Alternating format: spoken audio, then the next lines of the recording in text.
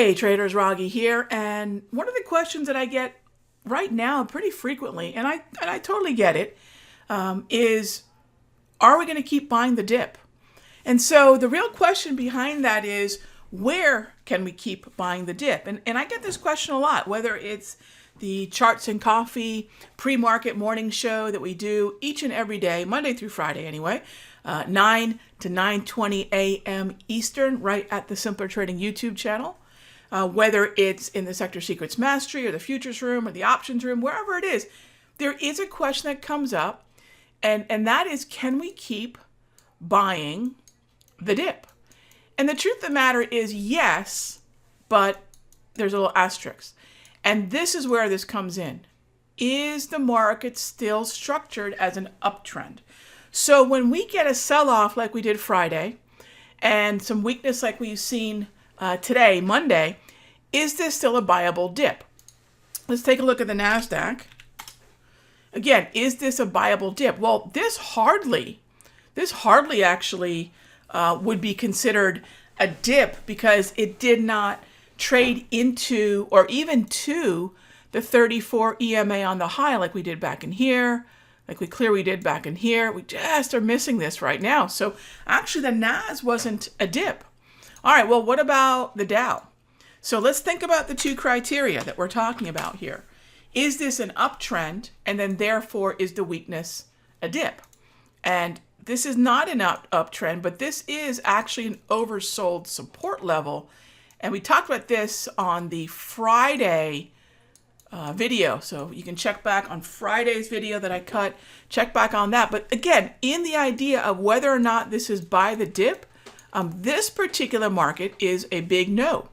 All right, well then that takes us over to the Russell. And again, is the Russell an opportunity to buy the dip? No, because the dip requires green over green, with the second lower row being the most important. Is this second row green? Because if it's not, then it's a neutral market. If it's yellow, it's bearish if it's red.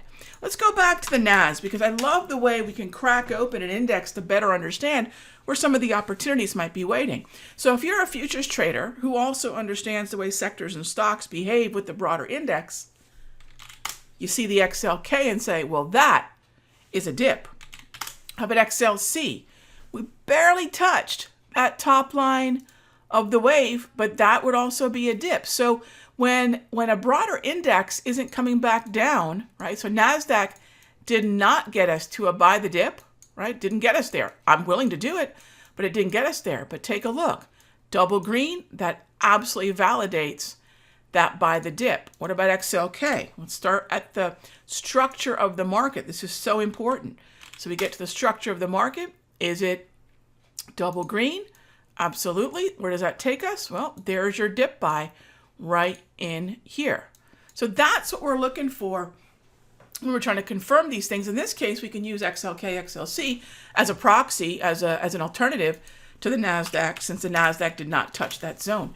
And this is where I will continue to say, where the market is double green, where the exponential moving averages are 8 over 13, 13 over 21, and 21 over 34. And this is the way that I structure it.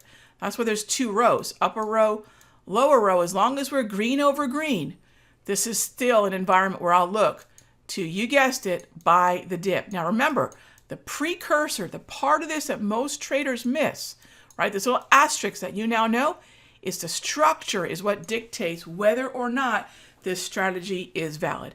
Hope that helps. And if you've got a question about, gosh, do I buy the dip in this market? Is it the right kind of structure? Join us at the Charts and Coffee morning show at 9 to 9:20 at the Simpler Trading YouTube. Just put in your question. We go through all those questions live Monday through Friday. All right, I'll see you in the next update. Hey traders, Raghee from Simpler Trading. Thank you so much for watching this video. Be sure to leave a like and a comment below. And remember, subscribe and click the bell icon so you'll get notified of the next update. And when you're ready to join me for live trading, be sure to head on over to simplertrading.com. I'll see you in the next update.